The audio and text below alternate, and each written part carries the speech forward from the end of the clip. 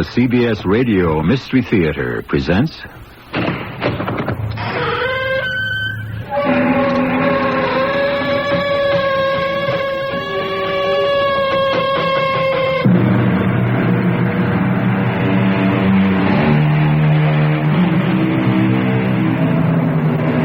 Come in.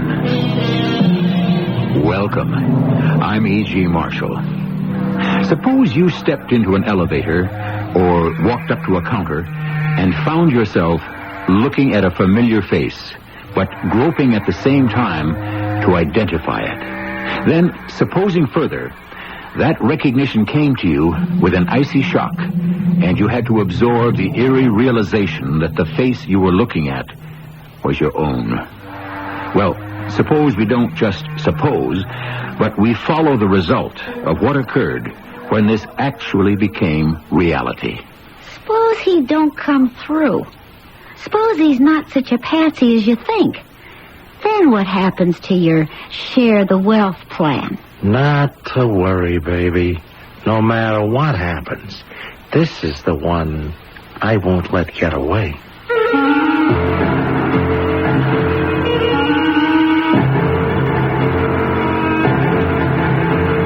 Our mystery drama, Two's a Crowd, was written especially for the Mystery Theater by Ian Martin and stars Earl Hammond and Mandel Kramer. I'll be back shortly with Act One.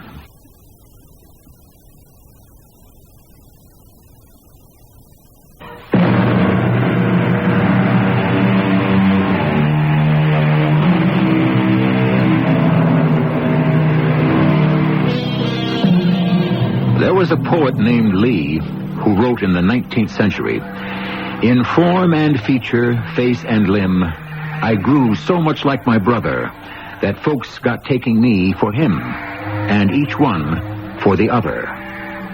Since the dawn of time, identical twins have never ceased to amaze and intrigue us. Growing up together, sprung from one egg, it is not so surprising that more and more they grow into each other's inner selves as well as the outer. But what happens if they are separated at birth, unaware that each of them is duplicated, and they don't find out about each other till they are men and grown? Sorry, drugstore's closed. I don't want a prescription. I just want a pack of cigarettes. Well, we closed at 10. I guess I forgot to lock... Holy cow. Don't get excited, mister. Just do as... No. Who are you? I'm just... Who the heck are you? I'm Phil Henderson. I own the store. What's your name? Len. Len Brock. You live in Manhattan? No, Brooklyn. You? Oh, no, Manhattan. Right here in this building. I just can't believe it. That knocks me out. How long you lived in New York? 28 years. How long have you been in Brooklyn? The same. Hey, what's your birthday? The 29th of April. Now, don't tell me that you... You got it. The 29th of April. Did you come here looking for me? No, I came here... Let me get a pack of cigarettes. Wait a minute. Wait a minute. Let me lock the door before somebody else barges in. You know, it's just pure luck that you found me here. I thought you said you owned the joint. Well, I do. Well, technically my mother does, but the thing is I don't work here, you see. Well, what are you doing in here tonight? Well, the help got fouled up. One guy on vacation, one out sick. And the kid who helps assemble the Sunday papers was supposed to bring his brother to help him out, and neither of them showed. And the pharmacist goes off at 9. So he called me, and I've been breaking my back ever since then. Well, I'll get you your cigarettes. You want me to give you a hand with the papers? Yeah, that'd be swell.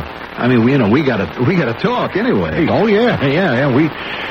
We gotta talk, all right. Here you go. Here are your cigarettes. Oh, here, I'll pay you. No, forget it. They're on the house. Look, I'm the one to pay you if you're going to help. Oh, no, forget it. It's all in the family, like, you know. You see it the way I do, huh? Like looking in a mirror.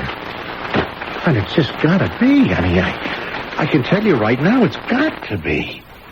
See, I guess I'm the one that had to be farmed out. I mean, I was adopted. So was I. How about that?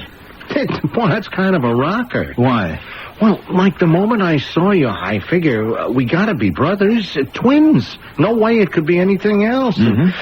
Then when I hear we got the same birthdays and the same age, I figure now I'm gonna meet my real mom and pop. You're gonna take me to meet them. That's what I thought you'd do. You ever know them? My real parents? I mean, our parents? Yeah. No. How about you? I asked about them plenty of times, but my foster parents always claimed they didn't know. Your foster parents? Uh-huh. You still live with them? No.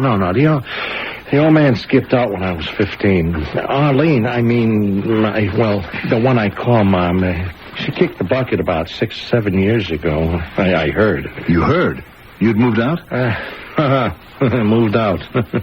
More like she did. Yeah, well, it's a long story. Hey, come on. We better start stacking the Sunday paper together. Yeah, we can talk while we're at it. Huh? I have a better idea. Let's get this over with and go somewhere we can really talk.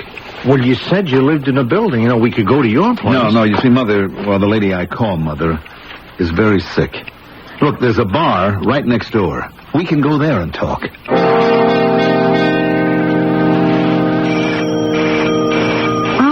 All right. Where's the fire? Who is it? It's Ace. Open up. Hold it. What do you want? Well, take the chain off, Maisie, will you? Don't call me that. All right, May. Will you let me in? I want to talk to your boyfriend. Lenny isn't here. Come on. Stop kidding around, will you? The man sent me. The man? You heard me. Lenny still isn't here. Come in, see for yourself. That's more like it. So, where's the hot shot? Out. What do you care? I don't. I told you the man sent me. So what does Sharky want from... Oh, don't tell me Lenny's been gambling again. That's right, and losing. Oh, no. How deep in is he? Plenty. What do you think I was sent after him for? You gonna hurt him? Yeah, just slow up, Maisie. You know that ain't my style. Strong-arm stuff is up to Bunny. How long is it going to take you, sister, to learn that the guy is just no good, that he's a deadbeat? Oh, I know that. What do you hang out with him for? Because I love him. Look, Maisie... And I keep thinking one of these times he'll live up to all his promises. Hoping. Yeah. And don't call me Maisie. All right, May. Look, for your sake, I can keep Sharky off his back another week. Maybe 2. But if he can't bail himself out, Sharky's gonna load a boom.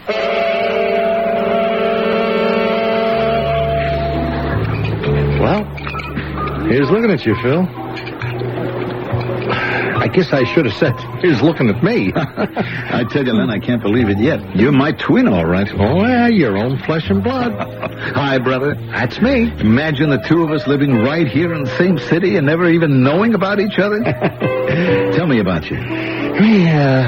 Well, I just wouldn't know where to start. Well, back at the store, you said something funny. Huh? You said you didn't move out on your mother. Oh, I mean the woman who brought you up. That it was more as though she moved out on you. What do you mean by that? Well, see, I told you my old man, her husband took a walk on her, You mean when you were 15? Well, almost 16. He left us flat. We were on the rocks, Yeah, no money, huh? Yeah, we owed everybody. The best Arlene could get was a receptionist job, so I had to drop out of high school to help keep us going, and, I had to go to work. Doing what? Yeah, jobs. Anything I could get to raise some scratch. I didn't mind at first, you see, but her, she changed a lot. And inside a year, the Joes were coming around, and, one morning I woke up to find out she'd walked out on me, too. Walked out on you? Yeah. She said she found this crumb who was willing to make a life for her, but he didn't want me around. So I joined the service, the Navy. I did a hitch, and then I come back with a stake and found out she died. And come on, now that's enough about me. Well, one more question. What do you do now? Me? Yeah. I'm in insurance. Come on. Now let's hear about you, huh? Well, compared to you, Len, I've been lucky. I mean, my mother and father, the people who adopted me, were older people. They'd never been able to have any children, so, I was really the fair-haired boy. All the time I was growing up, I can't remember ever not getting anything that I wanted. Oh, boy, lucky. And they're pretty well fixed, huh, with the store and all? Well, the drugstore does all right, but Dad really only hung on to it for sentimental reasons, because that's where he got his start. What do you mean, his start? Well, the old man had always wanted to be a doctor. When he was young, he had to settle for being a pharmacist. But he had a flair for invention in the pharmaceutical field. Now, one of them was some kind of a skin lotion that went over big with his customers. Well, it got to be such a hot item that he finally was able to sell the formula to one of the big houses for a bundle and royalties. You mean he's really loaded? Was. Too bad he had a heart attack and died before he could really enjoy it. But he left you pretty well fixed, huh? Well, all the money went to Mother. I mean, I don't get anything until she dies. I have a roof over my head, and I'm fed, and I get enough money to get by on. Oh, well, the old lady keeps you on an allowance, huh? Well, that's the way my dad set it up. I guess he wanted to make sure that I'd be around to take care of Mother. And, you say, your mother's sick, huh? Yeah. What's the matter with her? Oh, I don't want to talk about it. Oh, well, is she dying? Yeah, she's dying. I mean, it won't be very long now. It's really funny, I thought I was going to be all alone in the world. And now, you turn up. Just in the nick of time. My twin. Yeah. Your identical twin. You married? No. Are you? Yeah. Oh, yeah, greatest girl in the world. Any children? Not yet. Give us a chance. We're just getting settled. Oh, it's that recent, huh? Yeah. Well, listen, I hope I'm going to get a chance to meet, May. Yeah. First chance, we'll have you over to dinner in the evening, huh? And we'll have a lot of get-togethers. I'd like that. I'm afraid, though, it's going to have to wait until Mother... Well, yeah, sure. Sure, I understand, Phil. But, we got to keep in touch. Of course. Look, I'll give you my phone number. You just call me. And you better give me yours. We got to keep in touch. We will. I wouldn't want to lose you now. Uh-huh. Don't worry. There is no way you can shake me, brother. May, you haven't heard a word I said. Won't you listen? Yeah, I heard. You pick a drugstore, you go in to knock it over, and instead you get knocked over. Because the guy in there looks like you. He didn't look just like me. He's my twin, my identical twin. We're brothers. Oh, spare me the hearts and flowers. So what good does that do us? Did you get any dough off him? No, not yet. But you know me. I will. When? Just as soon as his old lady kicks off, he'll be rolling in it. Hey, we'll be on Easy Street. How many times I heard that? Now, let me ask you a question. Did you hear what I've been trying to tell you? About what? About them markers of yours, about how Sharky's on your tail? Yeah, but you fixed that with Ace. Yeah, huh? Only for a week. Maybe a couple. Well, you can get around Ace, have him hold off until this... Well, maybe I could, but you know something? I won't. I'm not going out on a limb for you again till you put up or shut up. I'm tired of living on promises that always turn out to be lies. Sweetie, this time it is the real thing. Oh, sure. Yeah, it's a big hit. Now, this guy, Phil, is big for the family stuff. Now, he's almost in tears. He dug up his own brother. Look, don't you see? I got a ripe pigeon to pluck. And suppose he don't come through? Suppose he's not such a patsy as you think. Then how do you glom onto him, and what happens to your share the wealth plan? Not to worry, baby. No matter what happens, this is the one I won't let get away.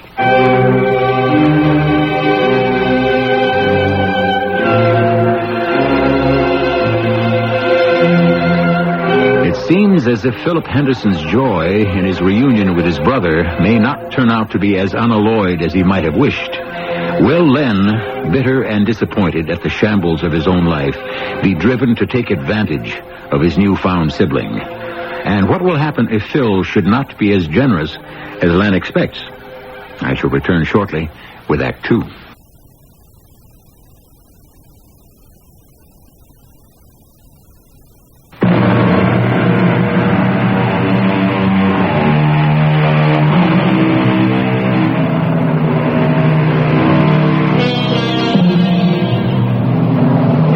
always fascinated doctors to have the opportunity to study identical twins who have been brought up, for whatever reason, apart. Their findings? That environmental differences produce little physical effect or changes in mental ability. Educational achievement is affected more, and personality and temperament the most. Now, let us pursue our private study further as we examine Philip, the other twin, on his home grounds. How is she, Dr. Clayton? Well, she seems to have perked up quite a bit these last few days, Phil. You mean she's getting better? No, I didn't say that. Just that she seems to have more energy. You know, these cancers are always unpredictable. No, I can't honestly hold out any more hope for you in the long run. Cigarette? Oh, you know I don't smoke, Doc. Oh, yes, pardon me. I'd forgotten. Do you mind if I do? No, not at all. Doctor? Yes, son? How long do you think she's got? Well, it's hard to say. Sometimes they linger indefinitely, you know. Beth Henderson and I go back a long way. I'd do anything for that girl. Girl? Yes, it's the way I'll always remember her. Well, there's no rest for the weary. I've got to get back to the hospital for afternoon rounds. Thanks for coming in, Dr. Clayton. Does she need anything else? Well, right at the moment, mostly you. Best lift for her is to have you with her. I'll let myself out. Go on in, lad. Cheer her up. I'll do anything that's best for her.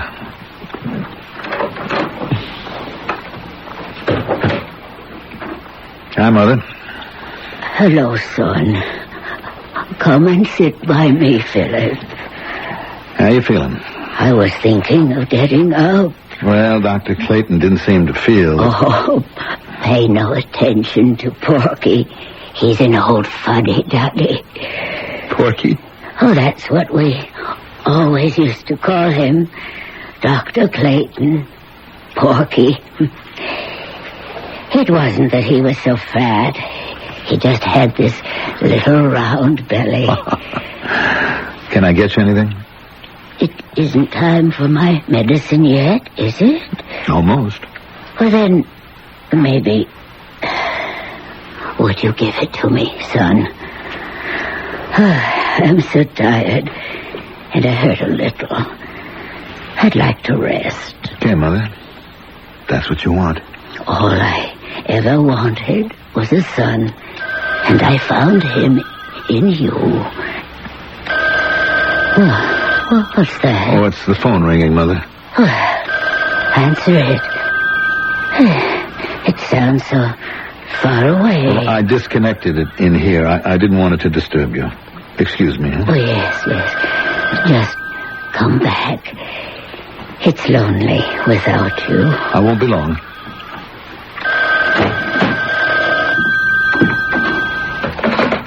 Hello? Phil? Yes, who's this? Oh, Lynn? Yeah, your brand new brother. I've been sort of hanging around waiting for a call from him. Oh, gee, I'm sorry, Lynn. I've been tied up with Mother. Oh, is she any worse? Well, no, it was just that the doctor's been here, and I have to stick around and take care of her. Well, I was hoping we could get together. How about having dinner with May and me tonight? I'd love to, but I really don't think I could make it. Well, how's about if we should drop by this afternoon and pay your mom a visit? And you'll kind of cheer her up? Well, I don't really think she's up to it, Len, but... Yeah? What? Well, look, I want to see you, and I want to meet your wife. Why don't you and May meet me at the Birdcage? Huh? You know, the place we had drinks last night. Mother has to rest from, like 12 to 2:30 or so, so why don't you come and be my guest there for lunch? Well, if you say so. I do say so. I don't want to lose you, brother, now that I've found you.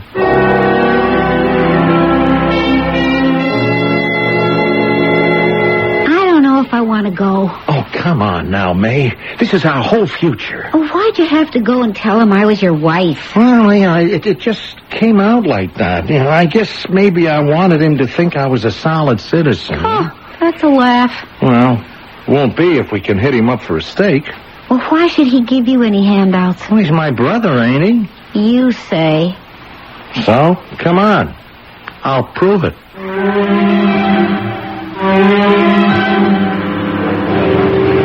So, what do you think now you've seen the two of us together, huh, May? You could knock me for a loop. Not much doubt we're brothers, is there, Mrs. Brock? If I came into this restaurant and Len wasn't sitting right next to you, I'd figure you for my boy. My husband. Excuse me, Chexer. Just leave it right there. You people want anything else? No, I'll just finish my coffee. Yeah, that goes with me. Oh, listen, I wonder if you two will excuse me. I've been gone nearly 2 hours. I want to call and see how Mother is. Sure, go ahead. Be right back. Well, what do you say, May? I gotta eat Crow. He's the spitting image. Like I said, and top drawer all the way. He wears the best. That suit, that tie, and the wristwatch and the name bracelet are solid gold. Oh, he spells real money. And all we gotta do is pry our share of it away, huh? I don't know, Len. Maybe a hit pay dirt. And then again... Hold it. Listen, you two, you have to forgive me. Mother's taken a turn for the worse, and I have to get there right away. May, it was real nice to meet you, and we'll have to see each other again. Len, I'll keep in touch. Oh, how do you like that? Your big, generous twin brother has stuck us with the check?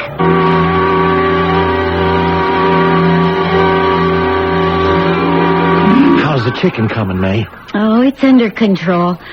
I wish I thought you had your pigeon the same. He's coming here for dinner tonight. Now, this is the night I hit him up for good.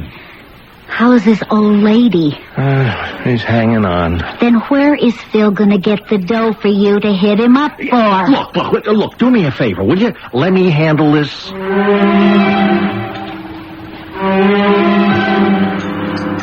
Hey, that was a wonderful dinner, May. You're really a good cook. My brother is one lucky guy. Thanks, Phil. Anyone for more coffee or brandy? No, I don't want any more. No, I'll pass, too. Why don't you boys chew the fat while I clear the table and get rid of the dishes, huh? Can I help? Oh, no, you're the guest. And anyway, there's only room in our kitchen for one. Yeah, if you want anything. Hey, that's a wonderful wife you have there, Len. I said that's a wonderful wife. Oh, me, yeah, sure. Oh, you gotta know it. Hey, you seemed a little abstracted, Len. What was that word? Abstracted. You know, thinking of something else, maybe. Oh, yeah. You see, I got this deal on my mind. Deal? Yeah, I haven't told you, Phil, but, business is just terrific for me. Now, I'm selling insurance like it just came into style. But what ginches me is I'm not selling it for myself. You know what I mean? No. I'm working for a company. I put out the sweat, and they lick up all the gravy. So, me and this other guy, we want to go into business for ourselves. Each put up half the capital. Why not? Sounds like a great idea. Yeah, but I ain't got the do-re me. Oh, well, can't you raise it somewhere? I ain't got what you might call a cash flow problem right now. Well, can't you borrow it? Well, that's what I wanted to talk to you about. I haven't got it, Len. Well, no, but, it isn't all that much, and all I'd ask you to do is to... Len, please. I'm sorry, I just can't do it. Hey, look at the time. I had no idea it'd been here this long. I shouldn't have left Mother by herself. Oh, I thought she had a nice with her. Well, she does, but she depends on me so much. Look, you have to forgive me for rushing, huh? And say goodnight to May for me, will you? I'm right here, Phil. You have to leave so soon? Yeah, it's Mother. If I'm going too long, it just upsets her. And besides, I have to give her medicine. Thanks for a lovely dinner. Oh, yeah, anytime. I hope I can reciprocate someday. Oh, that'd be nice. Good night, Len. We'll keep in touch. Yeah, Phil. We'll be in touch. Good night. Night. Did you hear? I heard your loving twin give you the ever-loving brush-off. Well, now, maybe it wasn't. He does worry about his old lady, and... Well, he doesn't have the cash either at the moment. Look, but when I show him I only want him to co-sign a loan, he'll go along. What do you think? I think you're identical twins. Except for one thing. What? He's a bigger deadbeat than you are.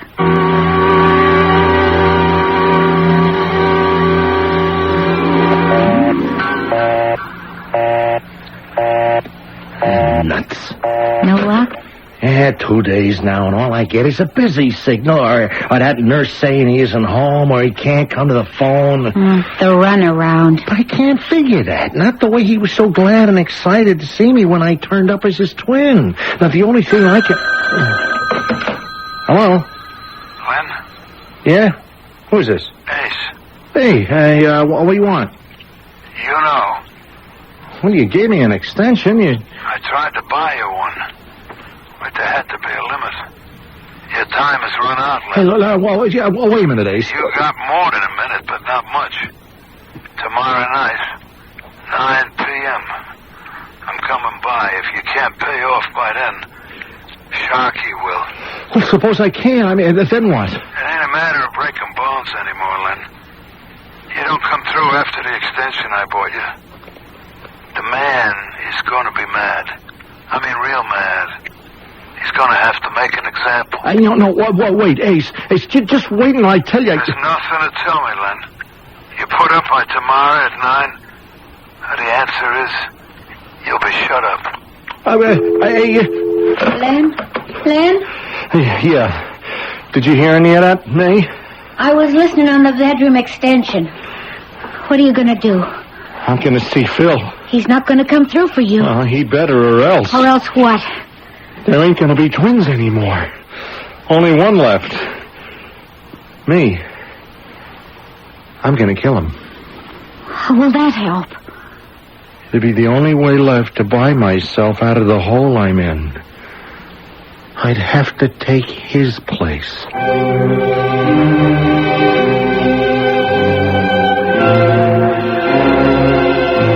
Given a total resemblance, would it really be possible for one person to step into another's shoes? Someone from a totally different background, upbringing, education. Someone who had only the most recent and fragmentary knowledge of the man he hoped to personify. And even if successful at that, how could he dispose of his other self? I shall return shortly with Act 3.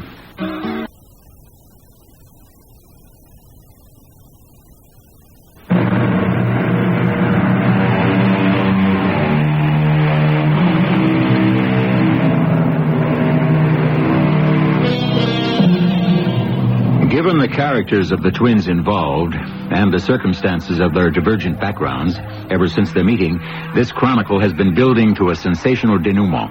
Would it be possible for the one twin, Len, to carry off this grand deception?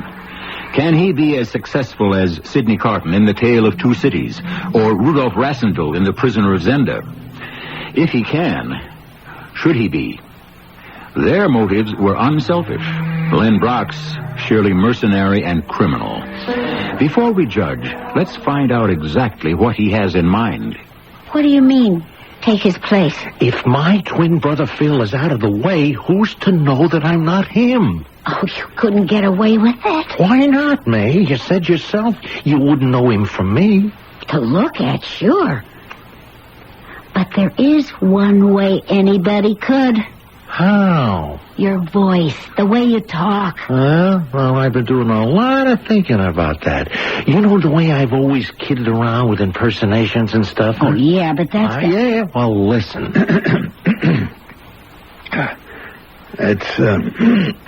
It's Mother. If I'm gone too long, it upsets her. And besides, I have to give her medicine. Hey, thanks for a lovely dinner. So? What do you think? Well, there you really sounded like Phil. You could have fooled me, but I don't know about people who know him. Oh, look, if I could get away with it with you, well as you know me, I can hack it with anyone. Well, yeah, but Len, kill him? How? Well, I think I know if I have to. I'm hoping it won't come to that. Look, I got one more angle left. What? Well, like I said, see, I'm going into New York to see Phil. Now, you give him one last chance to bail me out. If he won't, well, what the heck? It's his neck or mine. And I ain't going to be the one to end up with it in a sling.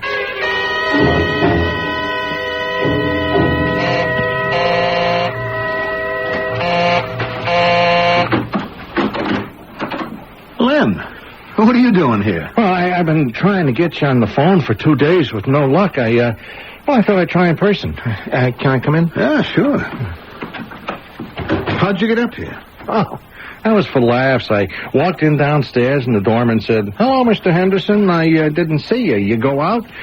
So I said, You got to be on the ball every moment. Keep that security tight. and he said, Hey, that sounded just like me. I mean, what you said to Donald, the doorman. "Well, I didn't want anyone to think you were living a double life. I mean, I've been getting the message the last couple of days. Maybe you're sorry a twin ever turned up." Oh, no. It isn't like that, Lynn. It's just that Mother's been through a very bad period. I mean, we almost lost her. Oh, how is she now? Well, she's all right. Dr. Clayton says she's out of danger. Oh, that's good. Why were you so anxious to try and reach me? Oh, come on. We just found each other as brothers, and then there was, well, you know, that last discussion when you were to my place for dinner, and, well, I just wanted to Look, that's been bothering me too, Len. So just let me try to apologize. I mean, even if I wanted to help you out financially, I can't until I come into my own money. Okay, I can see that. But more than that, I didn't want our relationship to start out on a financial basis. I mean... Oh, no, I know what you mean, Phil. No, I don't think you do. So you think I've had the best of our being adopted. Well, maybe you're right. But there's one thing that you don't understand. My foster parents, my mother and dad, were too old ever to have had a kid.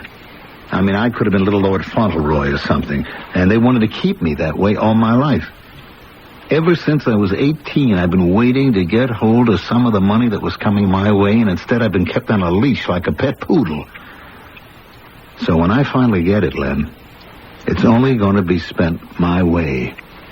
I'm not giving any handouts to anyone. Oh, look, I didn't come here to ask for one. Oh, why are you here? Well, I just wanted to, May was kind of upset the other night that you ran out. She blamed it on me, that I hit you up for a loan. I said you wouldn't hold it against me, but then when I couldn't reach you... I told you, Mother's been very sick. I didn't have time for anyone but her. Oh, I see, but she's better now. Well, she's in a remission period. You know, it's like a pendulum. You know, it's back and forth, and one of these times it's going to swing too far. Well, have you anyone to take care of her? Got nurses around the clock now. Well, then you ought to take a little time off. You know, you need to rest yourself. Well, it has been quite a strain. Yeah. Well, why don't you come tomorrow night and have dinner with us? May asked me to ask you. I don't know. Look, you could eat and run. This time I won't give you any reason to, and we'll understand. I appreciate that, Lynn. Yeah, we're brothers, you know. We gotta stick to each other through thick and thin, huh? Right? Right. Yeah. Okay, what time? Say 6:30 to 7. I promise you. You'll be gone by 9.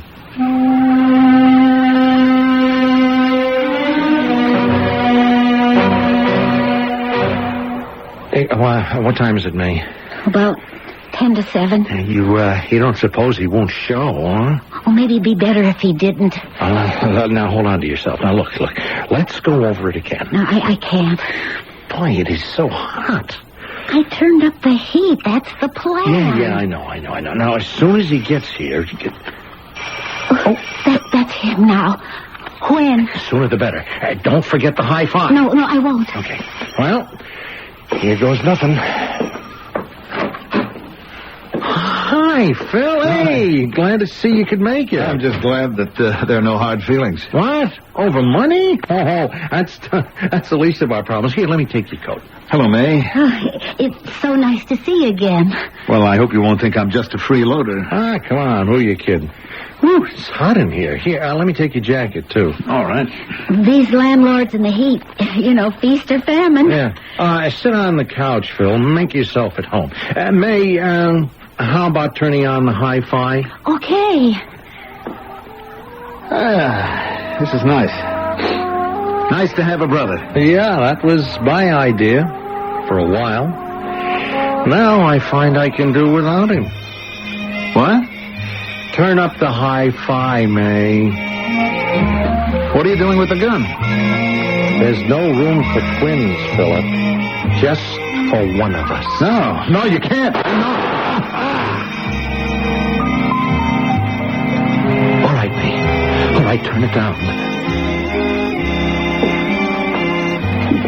did you? There's only one twin left. Now, here, help me get his clothes off and dress him in mine. Oh, Len, Don't pass out on me now. You know what to do when Ace comes?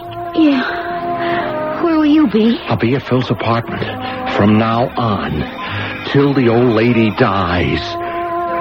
And from then on, we will be in clover.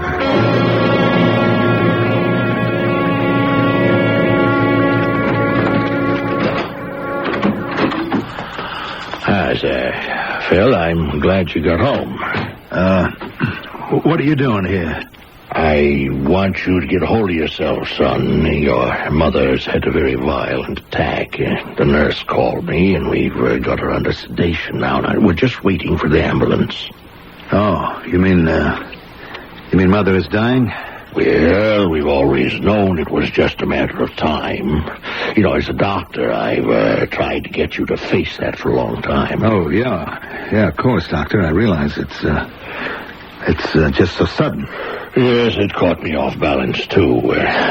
You weren't aware of how rapidly she was deteriorating? No, Doctor, no. Oh, that's strange. On my daily visits, I was constantly surprised at how well she was weathering it. Well, there's no way of ever telling. Every case is individual. Yeah, I suppose it is. Care for a cigarette? No. For once, I don't feel like one. When did you start smoking again? Huh? Just the pressure, I guess. Yes, it gets to all of us. Yes. What? Sounds like the ambulance now. Do you want to go with us? Well, maybe I just better trail along by myself. Well, I can't hold out much hope. Brace yourself. It's never an easy time. Death is always the most unwelcome of visitors.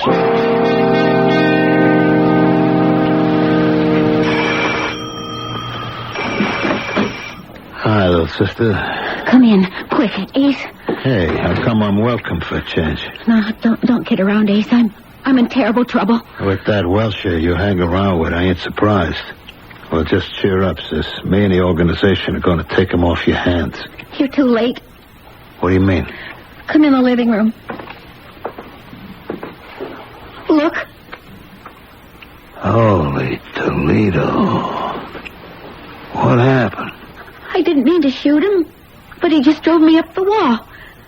Len, him with his lies and his double-dealing, using me to front for him. All the time he was double-crossing us, pretending he could deliver something he couldn't. Now, Doe, huh? Are you kidding? Everything he did got us deeper in debt. He was crossing everybody up, including me. I just couldn't take it anymore. I grabbed his gun and blew him out. All right. Just take it easy, sis. Take it easy. Between you and me, if you hadn't taken him out, the boss would have arranged the same thing. What am I going to do, Ace?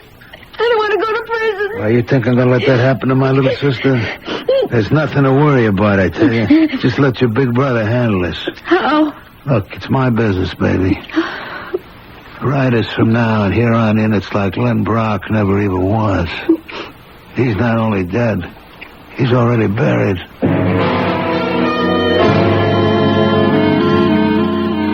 Well, that's the way it is, Phil.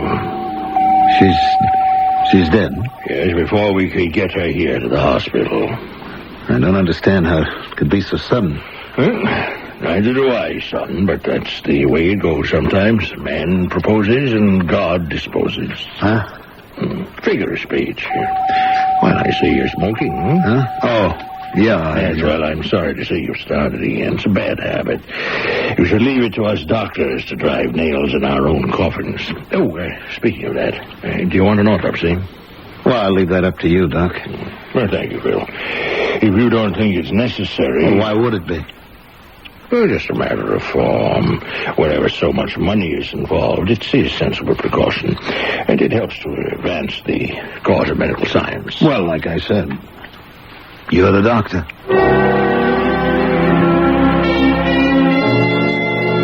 And this here, I guess, is what you'd call the solarium. Oh, gee. It's also...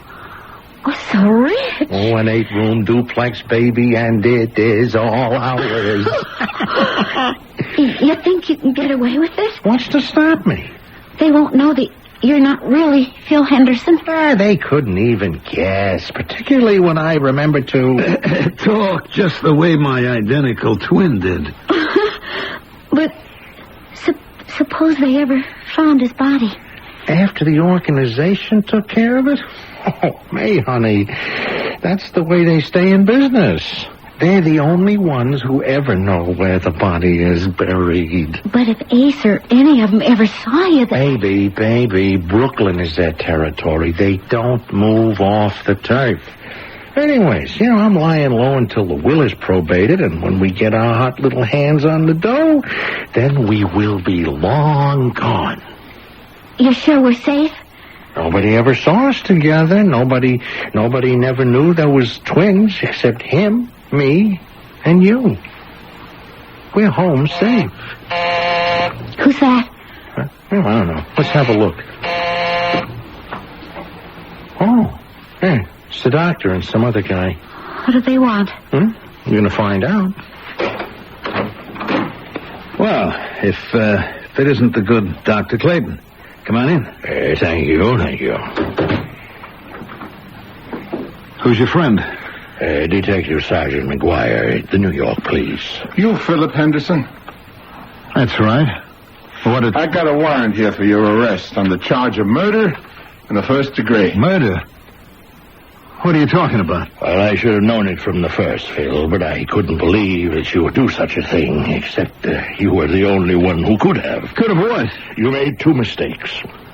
First of all, in small doses, arsenic works as a tonic. It helped keep your mother alive. After, when you increased the dosage to kill her, you forgot one thing. The body doesn't throw off arsenic. It builds up. The autopsy proved your mother died of massive arsenic poisoning. Mr. Henderson, I better tell you your rights before you say anything. No. You got it wrong. It's all wrong. I am not Phil Henderson. You certainly weren't acting like him towards the end, smoking, lapses of memory, sometimes not even talking like yourself. But don't you see that? That's why, because I am someone else. I am not Phil Henderson. Come on, Mr. Henderson. No, save it for the judge and the jury. Who are you kidding? Who else could you be?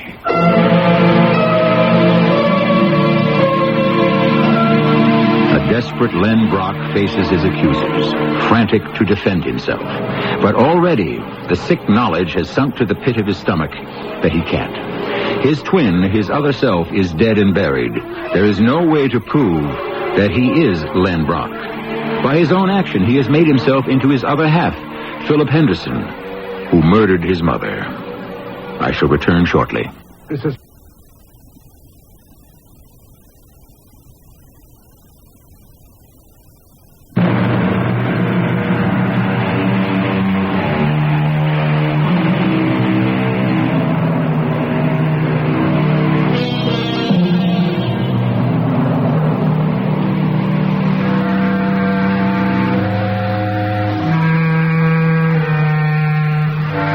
For any who might cavil at coincidence, just recently all the media carried a story of 2 adopted twins who lived in the same city for 18 years before they happened to cross each other. Naturally, nothing like our story happened to them, but truth once again was stranger than fiction. In their case, the publicity over their reunion unearthed a 3rd brother, identical to the other 2. There's no way fiction could ever top that. Our cast included Mandel Kramer, Earl Hammond, and E.B. Juster. The entire production was under the direction of Hyman Brown. This is E.G. Marshall inviting you to return to our Mystery Theater for another adventure in the macabre. Until next time, pleasant dreams.